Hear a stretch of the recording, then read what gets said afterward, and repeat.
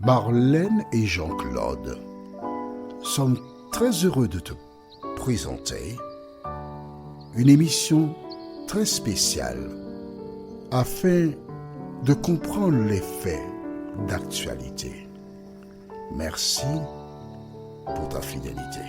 Merci d'être encore là aujourd'hui afin de continuer de découvrir la vérité.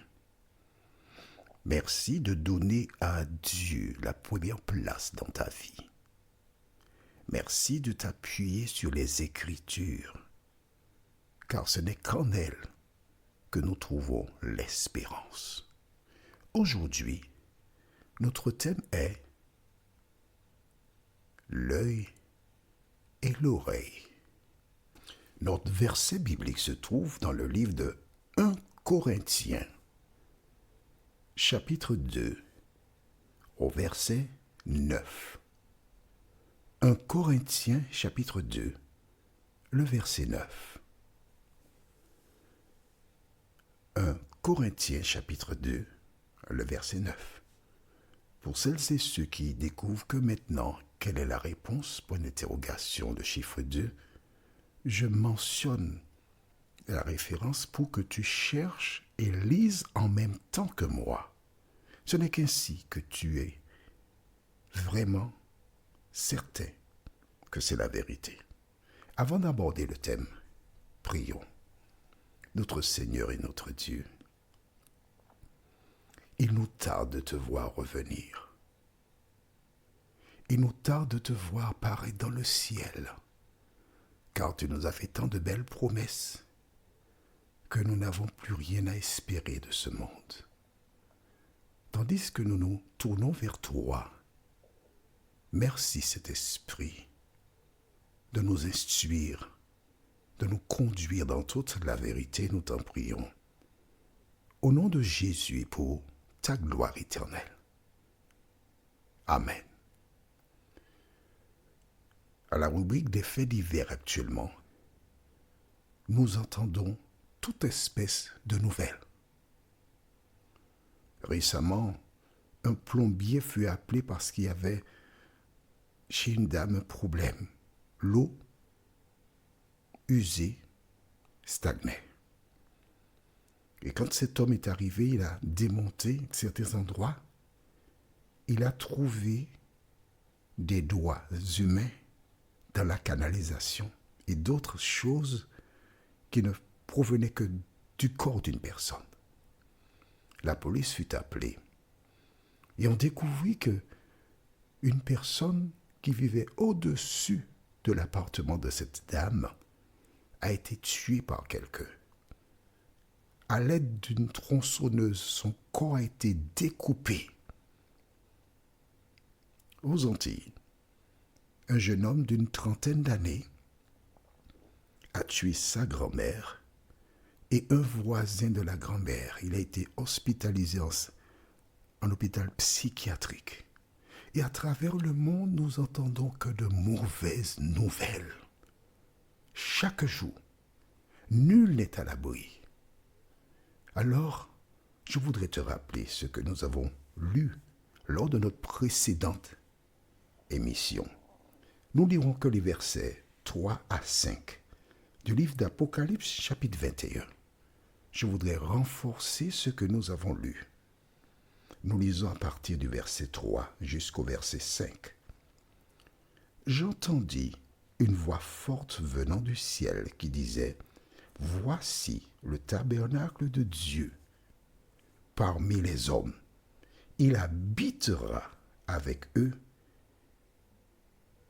Ils seront son peuple, et Dieu lui-même sera avec eux. Il sera leur Dieu. Il essuiera toute larme de leurs yeux. La mort ne sera plus, et il n'y aura plus ni deuil, ni cri, ni douleur, car ce qui existait avant a disparu. Le verset 5. La garantie. Celui qui était assis sur le trône dit « Voici que je fais toutes choses nouvelles. » Il ajouta « Écris cela, car ses paroles sont dignes de confiance et vraies. Aujourd'hui, des gens tiennent des propos, des hommes font des promesses, des politiciens sont très forts dans les promesses. Et souvent, lorsque certains prennent le risque de croire à des mensonges, après ils réalisent qu'ils ont été bernés. Mais celui qui parle ici, Jésus de Nazareth, n'est pas un homme pour mentir, ni un fils d'homme pour se repentir. Et quand je lis ces versets, je pense à deux sœurs, Marthe et Marie. Lorsque leur frère Lazare perdit la vie et qu'elles le rencontrèrent séparément, chacune déclara, « Seigneur, si tu avais été ici, mon frère ne serait pas mort. » La Bible nous fait la promesse que la mort ne sera plus, puisqu'elle sera jetée dans les temps de feu. Mais la Bible nous dit aussi que Dieu lui-même habitera avec nous. C'est-à-dire qu'actuellement, Dieu est quelque part où il a son trône. Mais puisque nous avons passé un test extraordinaire, Dieu va déménager. Dieu va laisser le lieu où il se trouve actuellement et il mettra son trône sur cette terre rénovée. Et la terre sera aussi célèbre que les pays touristiques. Pourquoi? Parce que dans le livre de Job, nous lisons qu'un jour Dieu s'est réuni et les fils de Dieu vinrent. C'est-à-dire qu'il y a probablement des planètes que nous ne connaissons pas qui sont habitées. Et ces personnes vinrent une première fois, une deuxième fois. Alors, est-ce qu'il y a une rencontre chaque mois? Je ne sais pas. Si tu veux avoir la réponse, tu n'as qu'à être là. N'est-ce pas? Mais alors Dieu mettra son trône sur terre. Je ne sais pas si tu réalises cela. Le Créateur de l'univers va restaurer la terre. La terre qui jadis fut l'ambassade du diable devient le siège officiel du Créateur des cieux et de la terre. La référence du jour se trouve dans le livre de 1 Corinthiens chapitre 2 au verset 9. J'aime beaucoup ce verset. Et ce que dit ce verset, ce n'est pas nouveau. Ce n'est pas une invention d'un homme. Parce que le verset commence ainsi. Mais comme le dit l'Écriture, il s'agit de. L'Écriture, de quoi s'agit-il? Je voudrais ouvrir une parenthèse et la refermer tout de suite. Saint Paul déclare dans 2 Timothée 3, versets 16 et 17, écris la référence. Mais si, moi je ne connais pas aucun, mais toi, comme tu ne connais pas, écris pour vérifier. Il faut toujours vérifier quand quelqu'un parle à partir de la parole de Dieu. Il débute en disant, toute écriture est inspirée de Dieu. D'accord? Toute écriture. Qu'est-ce que l'écriture? Or, ici nous lisons, mais comme, verset 9, mais comme le dit l'écriture, il fait allusion à quelque chose qui est écrit. On est d'accord, toi et moi? Allons, réponds-moi. Oui, d'accord, bien. Rappelle-toi, quand Jésus se trouvait dans le désert, Satan est venu le tenter une première fois. Qu'a-t-il répondu?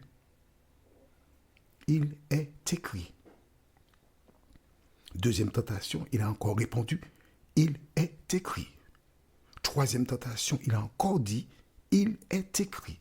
Donc nous voyons que lorsque Paul écrit toute écriture, et ensuite ici dans le livre de Corinthiens 2, verset 9, il dit, mais comme le dit l'écriture, et Jésus dans Matthieu chapitre 4, Matthieu c'est le premier livre du Nouveau Testament, Jésus dit, il est écrit, nous comprenons sans aucune difficulté que l'écriture dont il est question ici, il s'agit de l'Ancien Testament. Est-ce que c'est clair pour toi? Tu as compris? Je reprends pour toi? D'accord. Dans 2 Timothée 3, versets 16 et 17, Paul déclare « Toute écriture est inspirée de Dieu et utile, etc. » Tu vas vérifier.